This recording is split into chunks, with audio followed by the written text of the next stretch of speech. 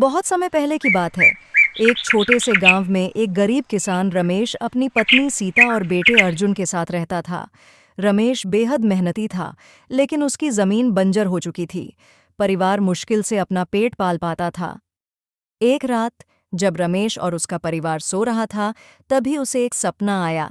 सपने में एक रहस्यमयी आवाज, रमेश, तुम्हारे खेत के पास पुराने बरगद के पेड़ के नीचे एक खजाना दफन है। अगर इसे ढूंढ पाओ तो तुम्हारी गरीबी हमेशा के लिए खत्म हो जाएगी। लेकिन याद रखना, इस खजाने तक पहुंचना आसान नहीं होगा।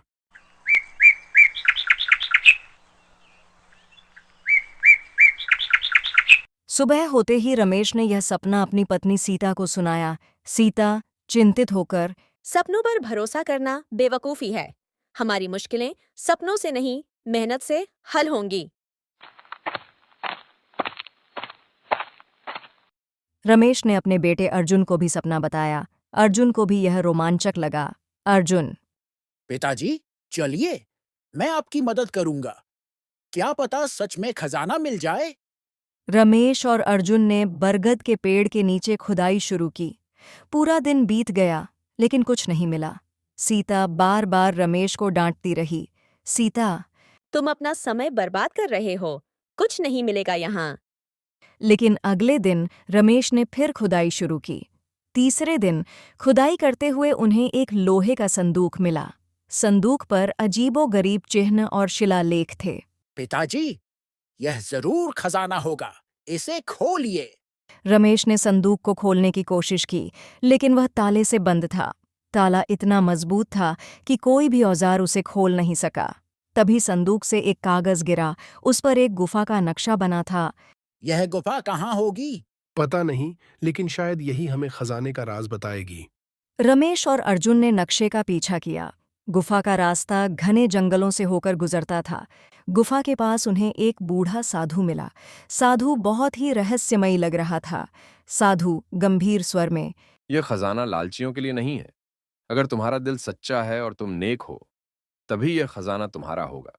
महाराज, हम गरीब हैं। यह खजाना हमारी जरूरतें पूरी कर सकता है। जरूरतें पूरी करना ठीक है, लेकिन याद रखना, लालच में यह खजाना तबाही भी ला सकता है। गुफा के अंदर अंधेरा था। रमेश और अर्जुन ने अपनी लालटेन जलाई। अंदर कई चमकदार पत्थर लगे हुए थे। गुफा के बीचों बीच एक दूसरा संदूक रखा हुआ था। उस संदूक पर लिखा था, सिर्फ वह इसे छू सकता है जिसने दूसरों की मदद की हो।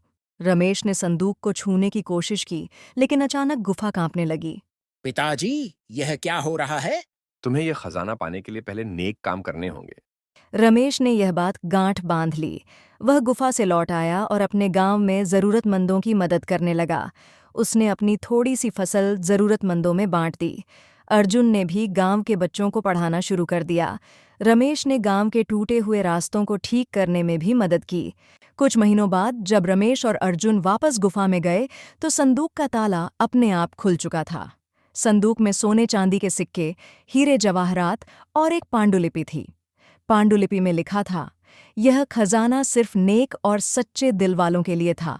इसे अपनी भलाई और दूसरों की मदद में लगाओ। रमेश ने खजाने का इस्तेमाल गांव के लोगों की भलाई में किया। उसने गांव में स्कूल, अस्पताल और कुएं बनवाए। गांव अब खुशहाल हो गया। रमेश ने साबित कर दिया कि असली खजाना सच्चाई और नेकदिली है। इस कहानी से यह सीख मिलती है कि असली खजाना सिर्फ धन दौलत नहीं, बल्कि अच्छे कर्म और दूसरों की भलाई में छिपा होता है। If you enjoyed this video, please like, comment, and subscribe for more content. Thanks for watching.